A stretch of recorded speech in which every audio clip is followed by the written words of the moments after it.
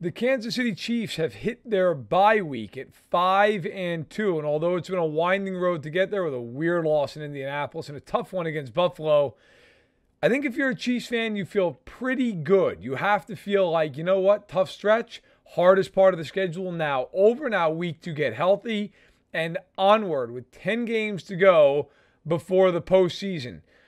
Kansas City going into the bye week with a great win, beating the San Francisco 49ers 44-23. Patrick Mahomes well over 400 yards passing. The Chiefs with over 500 yards of total offense against one of the best defenses in the NFL in their building. So now the question is, where do the Chiefs go from here? Well, look, I think the Chiefs are going to win their division, but let's break down how they might fare over their next 10 weeks. I'll go game by game. The Chiefs are going to come out of the bye at home on Sunday Night Football playing the Tennessee Titans. I think that's a win for the Chiefs. The Chiefs should be able to handle Tennessee. Tennessee just doesn't have a lot of weapons, not in the passing game. Derrick Henry's the one weapon, of course, everybody knows. It's not the offense that it's been. There's no A.J. Brown. There's no Corey Davis from way back when. There's no Julio Jones even from a year ago. This is not the same group. This is a group that if they can't get Derrick Henry going and going well, it's an offense that just simply cannot move the ball. The line's beat up. Tannehill's been average this year. Tennessee is averaging a decent amount of yardage on the ground with Henry in recent weeks, but it's just not been the same attack. I think the Chiefs find a way to win the game, especially off a bye and in prime time. Then you move to Week 10. The Jacksonville Jaguars coming to town. Again, I think it's another win over an AFC South opponent. Of course, the Chiefs have some work to do in that division after the debacle against the Colts. I think the Chiefs handle business at home. This is a trap game a little bit. The Chargers the following week, coming off prime time. It's a noon kick. Jacksonville, I could see hanging around in this game. They're playing better under Doug Peterson. Trevor Lawrence is playing better football, although he's still not been great. I think this is one of those games where I just don't think Jacksonville has the firepower to compete. Christian Kirk has been good. Travis Etienne has been excellent at times. But overall, you look at Jacksonville's roster, it's just not a good enough team to go into Arrowhead and win unless the Chiefs gift wrap the game. I think the Chiefs are able to move the ball in the air, should find a way to get the job done. And if they win those two games, they're 7-2. And then SoFi Stadium and the Chargers. Look, the Chargers are really beat up. Missing a lot of guys on both sides of the ball at this point. It's a little bit of a mass unit. Of course, Justin Herbert still getting over that rib injury he suffered when he played the Chiefs the first time back in Week 2 when Kansas City won 27-24. If the Chiefs win this game, this division's over. And it might be over anyway before they even get there because the Chargers, who also have a Week 8 bye, come out of the bye with 2 road games at Atlanta, not easy, at San Francisco, very tough. I could go either way here.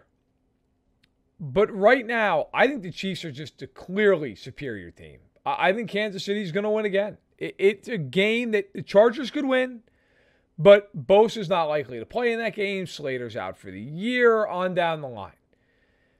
It's a game where the Chargers just are not the Chargers team we expected at the beginning of the year.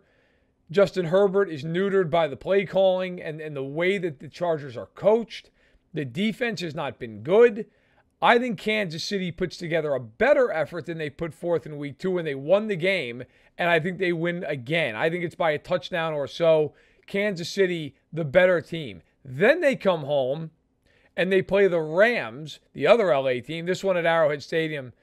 Another win. The Rams can't block. There's no reason to think the Rams are going to go into Arrowhead and win that game. The Rams have struggled mightily to block. They have not been able to do anything offensively unless Cooper Kupp is getting the football.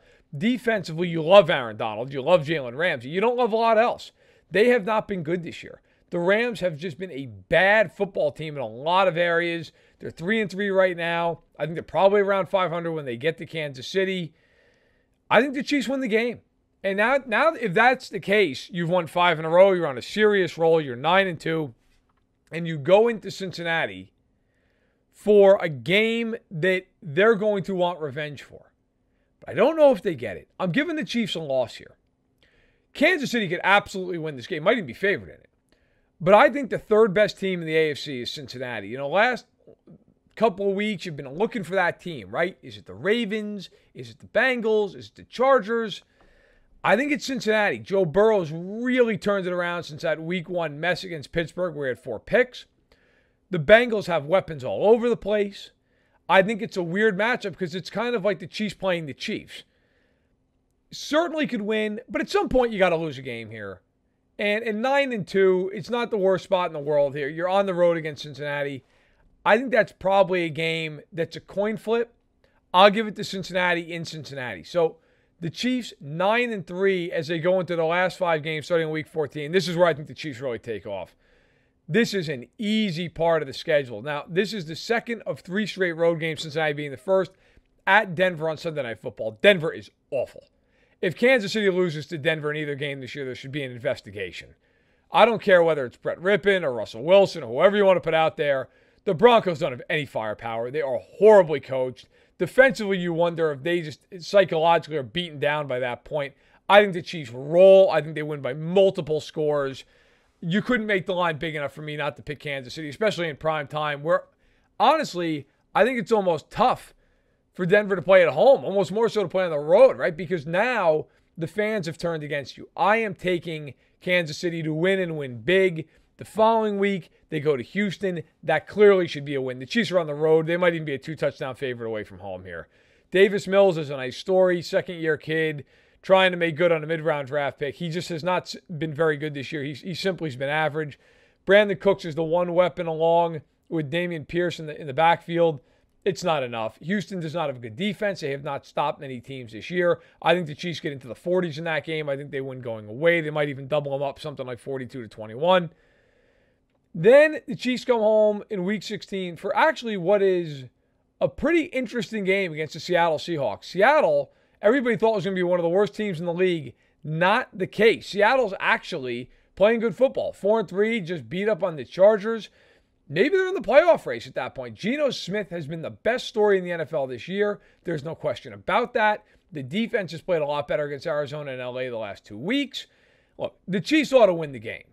But they might play a really game Seattle team. They might play a team that really has a lot on the line. And who thought that would be the case? It's a Christmas Eve game. I think the Chiefs win. I think they win by 10. I just don't think Seattle can stop them. But I do think it's an interesting game, and one that who thought it would pique your interest at all when the schedule came out. Then New Year's Day, and it's the Broncos coming to Arrowhead in Week 17. Happy New Year. I do not see Denver winning this game. I won't go over it again. I just don't think Denver has any punch. I think they'll have quit at that point. They're not going to be in the race. You wonder who will even be playing at that juncture. I take the Chiefs in a runaway. And then Week 18 at the Raiders. The question you always have about Week 18 does it matter for the Chiefs? Does it matter for the Raiders? Does it matter for both or for none? If the game matters, I think the Chiefs will win. And so that puts you at 9-1 the last 10 games. That is an aggressive forecast for the Chiefs. I'll be the first one to tell you that. Where are the losses? Maybe you want to put them at 8-2. Go ahead. I'm fine with that too. I think the Chiefs are going to win 13 to 14 games this year. I do. Is it enough to get the 1 seed? I don't know. I would pick Buffalo to be the 1. I think the Chiefs are definitely a top 2 seed. I just can't give them more than 2 losses at the most. You know, and if you wanted to give them another one, it's maybe the Chargers. Maybe it's the Raiders Week 18 if they're sitting guys or the Raiders need the game. I think Kansas City gets to 13 or 14 wins.